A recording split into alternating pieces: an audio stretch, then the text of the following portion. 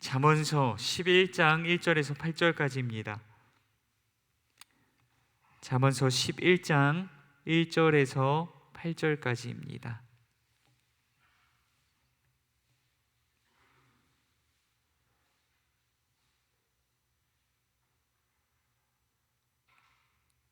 찾으신 줄 알고 한 절씩 교독하시고 8절 말씀 합독하겠습니다. 속이는 저울은 여호와께서 미워하시나 공평한 추는 그가 기뻐하시느니라.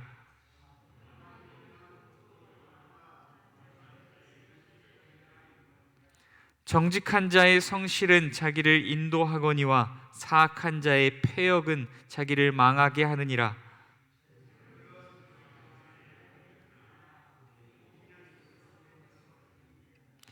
완전한 자의 공의는 자기의 길을 곧게 하려니와 악한 자는 자기의 악으로 말미암아 넘어지리라.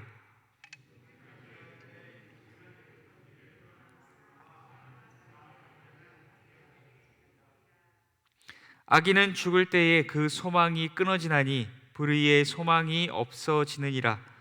의인은 환난에서 구원을 얻으나 악인은 자기의 길로 가느니라. 아멘. 잠시 기도하겠습니다. 사랑과 은혜가 많으신 하나님 아버지, 이 시간 주의 말씀 듣고 나누고자 합니다. 성령께서 임재하시고 말씀하여 주옵소서. 우리가 다 주 앞에서 듣는 시간 되게 하여 주옵소서. 성령 하나님 역사하심으로 이 말씀이 우리의 마음판에 새겨지게 하시고 이 말씀 붙들고 삶의 자리에서 선한 싸움 싸워낼 수 있도록 우리를 도우시고 인도하여 주시옵소서. 이 시간 잠언의 말씀 나눌 때에 하나님 지혜가 무엇인지를 깨달아 그 지혜와 결혼하고 지혜의 길을 끝까지 부단히 걸어갈 수 있는 우리가 될 수 있도록 주여 도우시고 인도하여 주시옵소서. 함께 하시기 소원합니다. 거룩하신 예수님 이름으로 기도드립니다. 아멘. 오늘 말씀 정직과 겸손과 충성의 길이라는 주제로 함께 말씀 나누고자 합니다. 여러분, 드디어 제가 일전에 예고드렸었던 대로 잠언, 개별 잠언의 말씀으로 들어오게 되었습니다. 잠언은 1장과 9장이 서론의 역할을 합니다. 1장과 9장의 내용은 참 쉽습니다. 지혜와 결혼하라. 지혜와 결혼하면 어떠한 유익이 있고 어떠한 복을 받게 된다. 또한 지혜와 결혼하지 못하면 어떠한 위험이 도사리고 있다. 어떠한 악한 일들이 그 인생 가운데 찾아올 것이다 라고 하는 비교적 단순한 내용들을 담아내고 있습니다. 그러나 10장부터 시작되어지는 개별 잠언들은 마치 서로 아무런 연관이 없는 이야기들이, 그 도덕과 윤리에 관한 이야기들이 아무런 논리나 아무런 상관없이 그냥 나열되어 있는 것처럼 보여집니다. 그러나 여러분, 제가 잠언을 개관해 드리면서 수차례 말씀드렸듯이 이 개별 잠언의 숲에서 길을 헤매지 않고 길을 잘 찾아가기 위해서는 잠언의 주제를 계속해서 기억해야 합니다. 여러분, 잠언의 주제가 무엇입니까? 잠언 9장 10절 말씀입니다. 저를 따라서 한번 복창해 보겠습니다. 여호와를 경외하는 것이 지혜의 근본이요 거룩한 자를 아는 것이 명철이니라. 다시 한번 따라해 보겠습니다. 여호와를 경외하는 것이 지혜의 근본이요 거룩한 자를 아는 것이 명철이니라. 잠언은, 특히 이 개별 잠언은 이 주제에 안경을 끼고 계속적으로 들여다보아야 길을 헤매지 않을 수 있습니다. 여러분, 개별 잠언들은 그냥 단순히 인간을 위해 존재하는 도덕이나 윤리의 이야기를 다루고 있는 것이 아닙니다. 여호와를 경외하는 자들이 하나님의 말씀에 순종함으로 말미암아 삶의 자리에서 어떻게 여호와를 경외함의 빛을 드러내며 살아갈 것인가, 우리가 어둠뿐인 세상 가운데 살아간다 할지라도 어떻게 세상과 다르게 말하고 어떻게 세상과 다르게 살아감을 통하여서 어떻게 세상과 다름의 빛을, 여호와를 경외함의 빛을 어둠인 세상 가운데 비추며 살아가야 할 것인가의 문제를 다루고 또한 논하고 있는 것입니다. 그렇다면 이제 본문으로 들어가서 살펴보도록 하겠습니다. 10장 말씀에 이어서 11장 말씀에서도 의인과 악인에 대하여서 대조하고 있습니다. 여러분, 의인과 악인을 나누는 의의 기준이 무엇이라고 생각하십니까? 의가 무엇입니까? 이 의라고 하는 것을 단순하게 해 아래 의인은 없으니 아무도 없다라는 식의 전제로서 설정해 놓고 해석해서는 안 됩니다. 어차피 우리는 죄인이니까 율법도 윤리도 도덕도 없이 막 살아도 된다는 차원의 문제가 결단코 아니기 때문입니다. 구약에서 의와 공의로 해석되어지는 단어는 ጼ데크라고 하는 단어입니다. 여러분, 이 의라고 하는 것은 구약 안에서 어떠한 의미냐면은 하나님께서 주신 율법과 하나님의 말씀에 지속적으로 순종함으로 하나님과 계속적으로 바른 관계 안에 머무는 것을 의라고 합니다. 하나님께서 의인과 악인을 나눌 때에 판단하시는 기준이 되는 의라고 하는 것은 다른 것이 아닙니다. 여호와의 말씀에 지속적으로 순종함으로 여호와 하나님과 계속적으로 바른 관계를 맺고 살아가는 것을 의, ጼ데크, 공의라고 이 말씀 가운데서 이야기한다는 것입니다. 여러분 기억하십니까? 여호와를 경외하는 자를 이 서론격인 1장에서 9장까지 또 부연 설명할 때 무엇이라고 설명하였습니까? 여호와를 경외하는 자를 무엇이라고 설명했냐면 여호와의 말씀을 마음판에 새기는 자, 여호와의 말씀을 손가락에 매는 자, 여호와의 말씀을 부단히 순종하고 그 말씀에 대한 순종의 길을 끝까지 걸어가는 자를 여호와를 경외하는 자라고 설명하였습니다. 하나님께서는 이러한 자를 향하여서 의인이라고 판정하시고 부르신다는 것입니다. 비록 범죄한 인간이 완전함으로 행하지 못한다 할지라도, 날마다 실수하고 실패하며 넘어지는 인생이라 할지라도 여호와 하나님의 말씀을 붙들고서 부단히 끝까지 순종의 싸움을 싸워내는 자들을 하나님께서 의인이라고 인정하시고 불러주시는 줄 믿습니다. 오늘 본문에서는 의인, 곧 여호와를 경외하는 자이며 여호와의 말씀에 순종하는 자를 먼저 정직한 자라고 소개하고 있습니다. 그렇다면 그는 그의 삶의 정직이라는 요소를 어떻게 녹여내고 드러내는 자일까요? 우리 말씀을 통하여서 살펴볼 수 있도록 하겠습니다. 본문 1절과 4절 말씀을 제가 읽겠습니다. 본문 1절과 4절입니다. 속이는 저울은 여호와께서 미워하시나 공평한 추는 그가 기뻐하시느니라. 재물은 진노하시는 날에 무익하나 공의는 죽음에서 건지느니라. 아멘. 1절과 4절에서는 경제활동에 관하여서 다루고 있습니다. 여호와를 경외하며 그분의 말씀에 순종하는 의인은 하나님의 백성 공동체 안에서만이 아니라 삶의 정황 가운데에서, 삶의 자리들 가운데에서, 특별히 경제활동 가운데에서 정직의 요소를 드러내고 또한 녹여내는 자라고 말씀이 이야기하고 있는 것입니다. 여러분, 고대 시대에는 양쪽에 저울 접시를 올려놓고 한쪽에 무게를 재는 돌을 올려놓아서 다른 쪽에 어떠한 물건들의 무게를 재는 방식으로 이루어졌습니다. 얼마나 조악하고 또한 속이기 쉬웠겠습니까? 여러분, 이것이 단순히 기술의 문제였을까요? 기술이 발전하면 해결될 문제였을까요? 아닙니다. 심지어는 기술이 한없이 발전된 요즘 시대에도 시장에서 저울을 속여 파는 일들이 빈번하게 일어나고 있습니다. 여러분, 이뿐입니까? 아닙니다. 모든 경제 활동이 일어나는 곳곳에서 거짓과 불의한 방법들로 재물을 얻는 일들이 얼마나 많이 일어나고 있습니까? 이것은 결국 마음의 문제이며 믿음의 문제인 것입니다. 정직을 버리고 거짓을 택하여서라도 더 많은 재물을 얻는 것이 지혜이며 의라고 여기기 때문입니다. 오늘 잠언 말씀은 이것이야말로 여호와께서 미워하시는 것이며 그 끝은 영원한 죽음이라고 우리에게 경고하고 있습니다. 그러나 여호와를 경외하며 그분의 말씀에 순종하는 의인은 정직한 저울과 정직한 경제 활동을 추구합니다. 설령 이를 통해서 재물을 얻는 것이 아니라 손해와 피해를 보게 된다 할지라도 하나님께서 나의 삶을 책임져 주실 것임을 믿음으로 말미암아 정직의 길을 끝까지 지켜내는 자가 여호와를 경외하는 자인 줄 믿습니다. 거짓과 불법으로 얻어낸 불의한 재물이 우리에게 가져다주는 잠시간의 기쁨과 쾌락과 유희보다 하나님을 기쁘시게 하는 것을 더욱 사모하는 자야말로 여호와를 경외하는 자인 줄 믿습니다.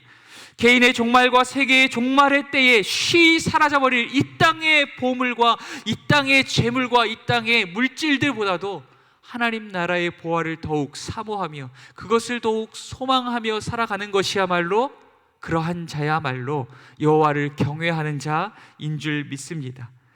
이 말씀 가운데에서 그러한 자들이야말로 영원한 기쁨과 영원한 생명으로 인도되어질 것이라고 이야기하고 있습니다. 오늘 우리의 삶이 이와 같기를 간절히 소원합니다. 여호와를 경외하는 자는 다른 무엇보다 경제 활동에 정직을 녹여내고 드러내는 자여야 할 것입니다. 경제 활동이야말로 세상이 우리의 정직을 발견하고 또한 판가름할 수 있는 그 잣대가 될 수 있고 또한 척도가 될 수 있기 때문입니다. 우리를 통해 여호와를 경외함의 빛을 발견할 수 있는 통로가 될 것이기 때문입니다. 우리가 경제 활동 영역에서 세상 속에 살아간다 할지라도 세상과 다른 정직의 요소를 날마다 녹여내고 드러낸다면 세상이 우리를 통하여서 여호와를 경외함의 빛을 발견하게 될 줄 믿습니다. 솔로몬은 의인 곧 여호와를 경외하는 자이며 여호와의 말씀에 순종하는 자를 이제 정직에 이어서 겸손과 성실의 요소로 연결하여 우리에게 설명하고 있습니다. 2절과 3절 말씀 우리 함께 읽도록 하겠습니다. 2절과 3절 말씀입니다. 합독하겠습니다. 교만이 오면 욕도 오거니와 겸손한 자에게는 지혜가 있느니라. 정직한 자의 성실은 자기를 인도하거니와 사악한 자의 패역은 자기를 망하게 하느니라. 아멘. 먼저 2절에서 교만한 자에게는 욕이 온다고 말하고 있습니다. 교만한 자는 자신의 교만함으로 인하여서 하나님과 타인을 존중하지 않으니 하나님과 사람 앞에 존중받을 수 없습니다. 교만한 자는 자신의 교만으로 인하여서 하나님의 말씀에 귀를 기울이지 않고 타인의 말에 귀를 기울이지 않습니다. 그러므로 인하여서 도무지 돌이킬 기회를 갖지 못하는 것입니다. 하나님께서는 여호와를 존중히 여기는 자를 존중히 여길 것이라 말씀하시고 여호와를 멸시하는 자를 멸시하실 것이라고 말씀하셨습니다. 그러므로 교만한 자는 자신의 교만함으로 인하여서 반드시 넘어지고 패망할 수밖에 없는 것입니다. 그는 사람 앞에 수치를 당하게 될 것입니다. 나아가 그는 하나님의 심판대 앞에서 그의 영원한 수치를 가리움받지 못하게 될 것입니다. 또한 3절에서 사악한 자의 패역은 자기를 망하게 한다고 말하고 있습니다. 여러분 3절에서 왜 성실과 패역을 대조하고 있는 것일까요? 성실의 반대말은 무엇이라고 생각하십니까? 여러분 성실의 반대말은 게으름이나 나태함 아닐까요? 그런데 왜 3절 말씀에서는 성실과 패역을 대조하고 있는 것일까요? 여기서 성실이라고 번역되고 있는 단어는 이렇게 번역하고 이해하는 것이 쉽습니다. 온전한 충성. 성실은 그냥 나의 삶의 자리에서 내가 해야 할 일들을 성실하게 감당하는 것을 의미하는 것이 아니라 하나님 앞에 온전한 충성을 계속하여 감당하는 것을 말하고 있는 것입니다. 또한 패역은 하나님에 대한 불충성과 배도, 또한 사람에 대한 포악을 의미하는 것입니다. 솔로몬은 여호와를 경외하지 않는 자를 하나님께 대하여 불충성과 배도를 일삼는 자들이라 말하며 사람에 대하여서도 포악한 행위를 행하는 자들이라고 말합니다. 또한 이들을 사악한 자들이라 말하며 스스로 패망의 길로 걸어가는 자들이라고 이야기합니다. 이와 반대로 여호와를 경외하는 자는 어떻습니까? 여호와를 경외함으로 그분 앞에 겸손히 자신을 낮춥니다. 여호와 하나님을 존귀히 여겨 그분의 말씀에 귀를 기울이고 그분의 말씀을 마음판에 새기며 손에 메고 그 말씀에 부단히 순종의 길을 걸어갑니다. 또한 그는 온전히 하나님 앞에 충성하며 사람에게 선을 행하고 자비와 긍휼을 베푸는 자인 줄 믿습니다. 이러한 자는 스스로 생명의 길을 걸어가는 자라고 생명의 길로 인도되어지는 자라고 이야기하고 있습니다.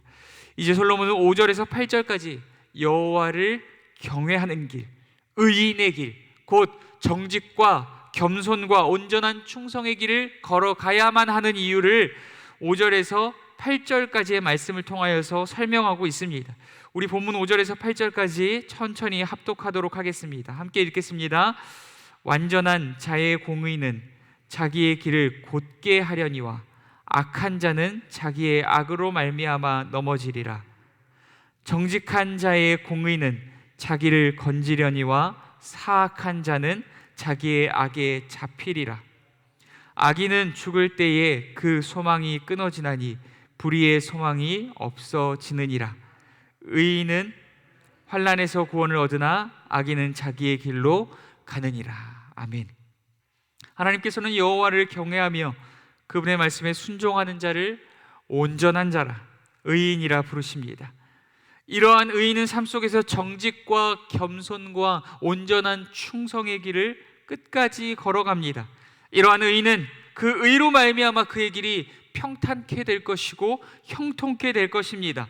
의인은 그 의로 말미암아 악으로부터 건져냄을 받을 것이고, 의인은 그 의로 말미암아 영원한 환난과 사망에서 건짐을 받게 될 것입니다. 그러나 여호와를 경외하지 않고 그분의 말씀에 불순종하는 자를 하나님은 악인이라고 부르십니다. 이러한 악인은 그의 악으로 말미암아 넘어집니다. 악인은 그의 악으로 말미암아 악에 사로잡히게 될 것입니다. 악인은 그의 악으로 말미암아 모든 소망이 끊어지게 될 것입니다.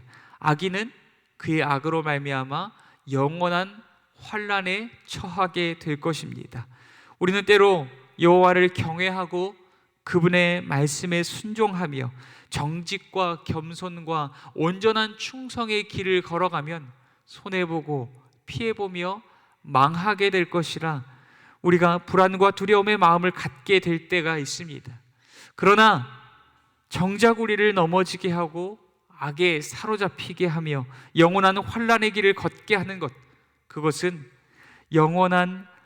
탐욕을 조차 행하는 거짓과 불의이며 교만과 불충성이라는 것입니다. 사실 오늘 말씀에서 나눈 의로움, 곧 정직과 겸손과 온전한 충성은 우리의 의지와 노력만으로 해결할 수 있는 부분이 아닙니다.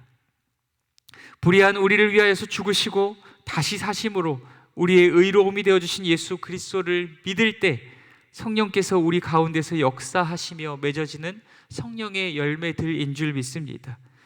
여호와를 경외하는 의인의 길에는 반드시 환난과 시련이 따를 것입니다. 그러나 결국 주께서 우리를 영원한 환난에서 건져내실 것임을 믿음으로 성령의 도우심을 날마다 구하며 정직과 겸손과 온전한 충성의 길을 끝까지 걸어갈 때 세상은 우리를 통하여서 여호와를 경외함의 빛을 보게 될 것이며 우리는 영원한 생명의 집 하나님의 나라에 이르게 될 줄 믿습니다. 여러분, 오늘 우리는 여호와를 경외함에 대하여 함께 나누었습니다. 여호와를 경외하는 자들은 그들의 삶의 자리에서 정직과 겸손과 온전한 충성의 길을 걸어갑니다. 그러나 이것은 우리의 의지나 노력만으로 해결되는 부분은 아닙니다.